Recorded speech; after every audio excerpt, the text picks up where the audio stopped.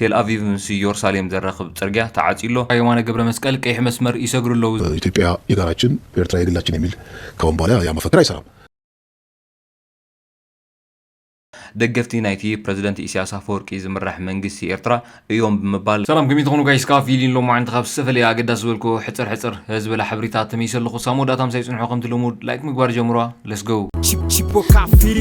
شودن أب ترجع باستخفت تخصي ثلاثة سبعة تقاتلهم زبلي وأب شودن كتما أوبسالا أب حدا جودنا باستخفت تخصي ثلاثة سبعة كم استقتلوا بوليس رجعت له أتي متقعتي أب مأكل تختما أب تقع حدا عبي مرة خبي الدواي زركب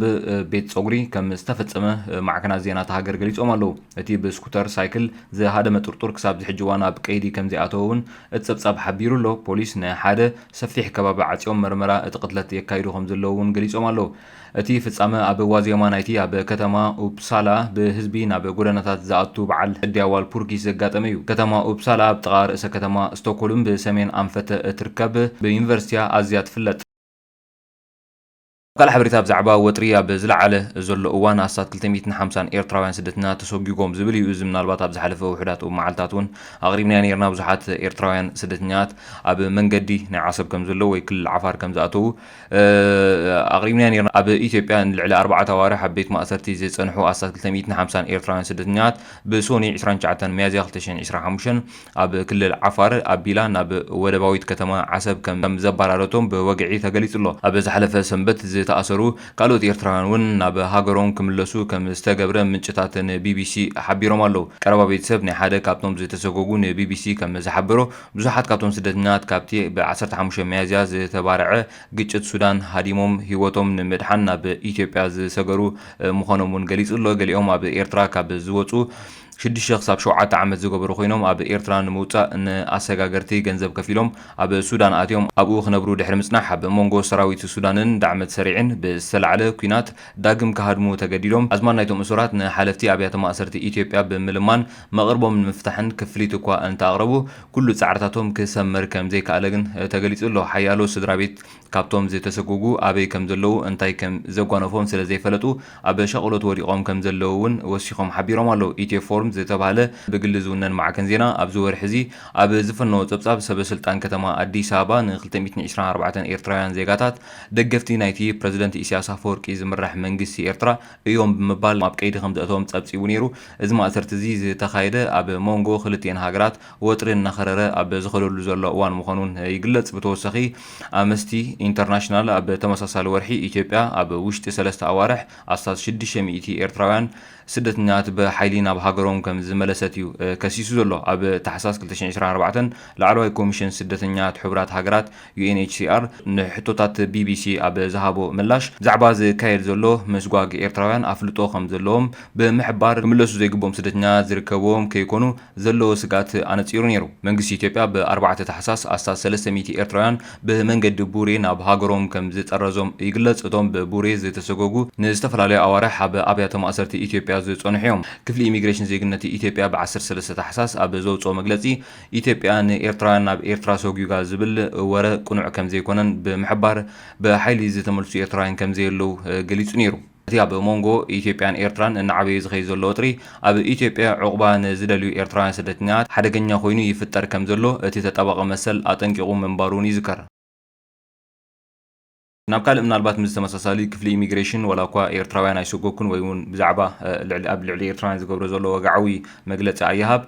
ብዙሓት ፖለቲከኛት ወይ እውን ብዝተፈላለዩ ቴሌቪዥናት ናይ ኢትዮጵያ ግን ብዛዕባ እዚ ምስጓግ ናይ ኤርትራውያን ርእይቶታት ዝሃቡ ኣክቲቪስታት ኣለው። ስለዚ ብዛዕባ እዚ እንታይ የሚሎም ዘለው እንታይ ዓይነት ርእይቶ እዮም ሂቦም ዘለው ዝብል እዛ ቪድዮ እዚኣ ክስማዕኩም። ኤርትራ ተወላጆች በጅምላ እየታፈሱ ነው ነገር ተነስቶ ነበረ። ከዚህ ጋር ተያይዞ ያው እንግዲህ ምንድነው አንድ ሀገር ውስጥ ያው ሁለት ሉዓላዊ ሀገር ነን፣ ወደድንም ጠላንም ኢትዮጵያ የጋራችን ኤርትራ የግላችን የሚል ከአሁን በኋላ ያ መፈክር አይሰራም። ህግና ስርዓቱን በጠበቀ መልኩ ያው ዜጎች ትሪት መደረግ አለባቸው። ነገር ግን አብዛኛው የኤርትራ ወንድሞቻችን ለመናገር ኢትዮጵያ ውስጥ አዲስ አበባ ሲኖሩ እንደ ሌላ ዜጋ አይደለም የሚኖሩት፣ ልክ እንደ ኢትዮጵያ ዜጋ የሚኖሩት እና እንደዚህ አይነት መረር ያለ ግንኙነት በሚፈጠርበት ጊዜ በሁለቱ ሀገራት መካከል ጉዳዮችን ሸንቀቆችን ጠበቅ ማድረግ ሁናቴ የሚጠበቅ ነገር ነው። ስለዚህ እዚ ፈቲና ጸሊና ክልተ ሃገሪና ስለዚህ ኣብ መንጎ ክልተ ሃገር ናይ ፖለቲካ ሽግር ክፍጠር ከሎ ኸኣኒ ኣብ ልዕልቶም ዜጋታት ዝተፈለየ ነገር ኣረኣያ ወይስ ነገራት ኣጥቢቅካ ናይ መሓዝ ተኽእሎታት ከም ዘሎ እዚ ከዓ ንቡር ምዃኑ ዝገልጽ ዘሎ ማለት እዩ።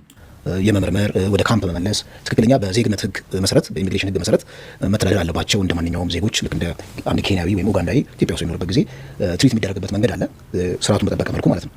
ይሄ ባይሆን ጥሩ ነበረ። ያው ሁለት ወንድማማቾች አገር ናቸው፣ ሁለት ወንድማማቾች ነን። ነገር ግን ፖለቲካ በግብረ ገብነት መለኪያ አይለካም። ፖለቲካ የሚለካው ምንድነው? በብሔራዊ ጥቅም ነው። የግብረ ገብነት መለኪያ ፖለቲካ ውስጥ አይሰራም። ወንድሞቻችን ጎረቤቶቻችን ስለሆኑ ካምፕ ውስጥ አይግቡ ወይም ደግሞ ልክ በኢሚግሬሽን ህግ አይተዳደሩ የሚል የፖለቲካ ቀኖና የለም እና በዚህ መሰረት ያው እንግዲህ መንግስት ፊልተር እያደረገ ወደ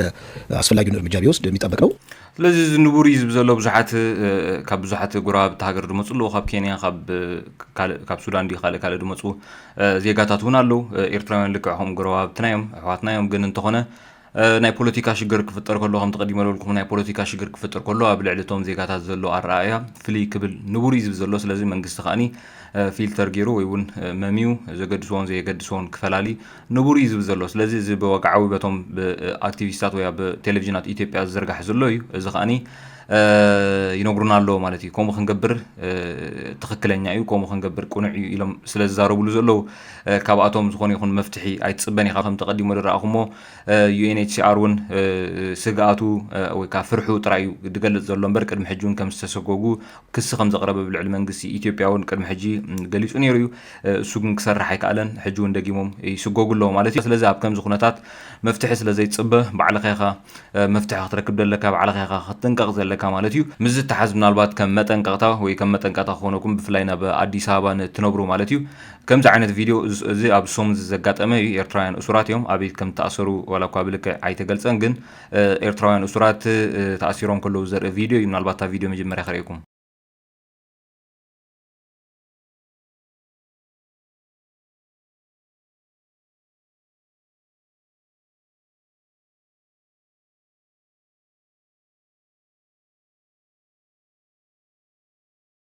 ስለዚ ከምዚ ዓይነት ቪድዮታት እዚ ለንቅነት ዝተዘርግሐ እዩ ኣብ ምንታይ ቤት ማእሰርቲ ብኸመይ ተኣሲሮም ዝብል ብዙሕ ንፅር ኣይኮነን ከም ትሪእዎ ዘለኹም ግን ኖርማል ገዛ እዩ ዝመስል እስር ቤት እውን ኣይመስልን እዩ ግን ተዘዋዋሪ ኣብ ኢዶም ተኣሲሮም ከም ዘለዉ ዘርኢ ምልክት ስለ ዘለዎ ተኣሲሮም እዮም ዘለዉ ስለዚ ከምዚ ዓይነት ቪድዮ ብፍላይ ኣብ ኣዲስ ኣበባ ተኣሲርኩም ብፍላይ ካነ ብሰንኪ መንቀሳቐሲ እንድሕር ኮይኑ እቲ ምክንያት ማለት እዩ ብሰንኪ መንቀሳቐሲ እንድሕር ተኣሲርኩም ኣብቲ ዝተኣሰርኩምሉ ቦታ ከምዚ ዓይነት ቪድዮ ተሳኢልካ ምዝርጋሕ ንዓኹም ሪስክ ክኸውን ስለ ዝኽእል ካብ ከምዚ ክትጠንቀቑ ክትክእሉ لكم مخنياتو خم تقديم ربلكم ኢትዮጵያ ነዚ ክስ እዚ ኣይተቀበለውን ደሎ ኣይነ ኣስርና ዘለና ኣይነ ሰጉግና ዘለና ኢሎም እዮም ኢሚግሬሽን ዝገልጹ ዘለዉ ዩኤንኤችሲአር ሰጉግኩም ተመሊሶም ብምባልካ ይኸሶም ኣሎ ዝተፈላለዩ ክስታት እውን ይቀርብ ኣሎ ስለዚ ሓደ ካብቲ መንግስቲ ኢትዮጵያ ክፈልጦ ዘይደሊ ወይ ከዓ ብኦፊሻል ክገብሮ ዘይደሊ ይእሰሩሎ ኤርትራውያን ዝብል እዩ ስለዚ ከምዚ ዓይነት ቪድዮታት ሞ ካብ ሰንኪ መንቀሳቀሲ ተኣሲርኩም ቪድዮታት ትዝርግሑ እንድሕር ሃሊኹም ተዘዋዋሪ ናብኦም እንድሕር በፂሑ እዚ ቪድዮ እዚ ንዓኹም ሪስክ ክኸውን ስለ ዝኽእል ንሃገረይ ስጋኣት እዩ ብምባል ብዘይ ዝኾነ ምክንያት እዛ ቪድዮ ሪኦም ጥራይ ኣብ ሓደ ብነብስኹም ዝኾነ ይኹን ጉድኣት ንኸይወርዱ ካልኣይ ነገር እውን ካልእ ዝኸፍአ ነገር ውሳነ ንኸይውስኑ ከምዚ ዓይነት ቪድዮታት ኣብ ዘለኹሞ ብፍላይ ቅልል ዝበለ ምክንያት እንድሕር ተኣሲርኩም ምውፃእኩም ዘይተረፍ ምዃኑ ትፈልጡ እንድሕር ኮንኩም ከምዚ ዓይነት ቪድዮ ተዘይዘርጋሕኩም ፅቡቅ ኮይኑ ይስማዓኒ ማለት እዩ እዞም ኣብዚ ሕጂ እዋን ካብ ኣዲስ ኣበባ ሰይጎም ዘለዉ ኣብ ዝተፈላለዩ እስር ቤት ዝፀንሑ ብብዝሒ እዞም ትሪእዎም ዘለኹም እዮም ካብ ኣያት ፖሊስ 46 ጨፌ 30 ኣንበሳ ጋራጅ 120 ላፍቶ ፖሊስ 20 ጆሞ 15 ሃና ማርያም 15 እዞም ኣብ ዝተፈላለዩ እስር ቤት ንነዊሕ እዋናት ዝፀንሑ ኣብዚ ሕጂ እዋን ተሰይጎም ዘለዉ ኣብ ዝተፈላለዩ እስር ቤት ናይ ኣዲስ ኣበባ ዝፀንሑ እዮም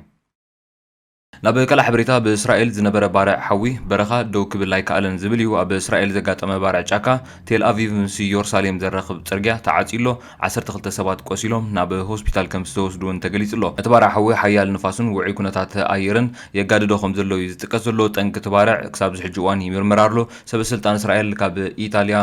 ክሮኤሽያ ሰሜን መቄዶንያን ዝመፃ ነፈርቲ ሓዊሱ ሓገዝ ይወሃብ ከም ዘለውን ተሓቢሩ ኣሎ እዚ ባርዕ ሓዊ ዘጋጠመ እስራኤል ንዝወደቑ ወይ ንዝተሰው ወታደራት ግዳይ እቲ መጥቃዕትን መዓልቲ ዝኽሪ ኣብ ትገብረሉ ትዳለወሉ ዝነበረት እዋን እዩ ኣጋጢሙ ዘሎ መዓልቲ ናጽነት ሎሚ ሐሙስ ክኽበር እዩ ኣብ እስራኤል ዝካየድ ወግዓዊ ሃገራዊ ስነ ስርዓትን ሓዊሱ ብዙሓት ተሓሲቦም ዝነበሩ ፍጻመታት ይስረዙ ከም ዘለዉ ተገሊጹ ኣሎ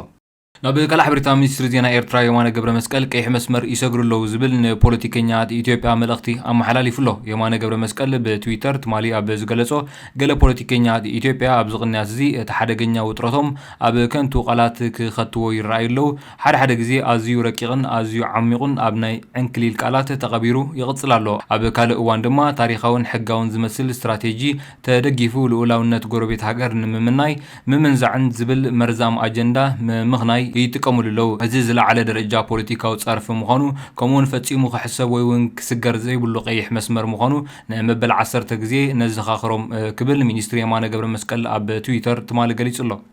سجاس نلوم عند بلنا مدب زمسلني روح سابزات المدب سلام.